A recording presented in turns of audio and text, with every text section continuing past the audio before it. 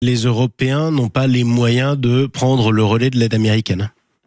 Alors, pourrait le faire que dans 10 ans, puisque ces notions de piliers de défense européens sont en gestation. Pour l'instant, on n'est pas du tout là. Alors, évidemment, on parle d'une force de réassurance, mais on voit bien que cette force de réassurance est refusée strictement par les Russes. Encore une fois, c'est une force, je dirais, qui affirme la volonté européenne d'aider les Ukrainiens, mais en aucun cas cette force va pouvoir s'implanter. Même si vous savez que vous avez une mission Aigle actuellement en Roumanie et une mission britannique qui est actuellement dans les Pays-Baltes, on pourrait éventuellement renforcer ces missions-là. Mais ces missions ne rentreront pas, en tout cas à court terme, en Ukraine. Donc on est dans ce débat diplomatique, mais ce qui est très intéressant dans la période, c'est on n'est plus exclusivement dans le domaine militaire et stratégique. On est quand même dans le domaine diplomatique depuis quelques semaines. Et ça, c'est la force, et c'est l'irruption de Trump dans le jeu mondial, a fait que très concrètement, le mot diplomatie n'est plus un mot interdit, et ce mot est rentré, encore une fois, dans le vocable, si vous voulez, de ce conflit.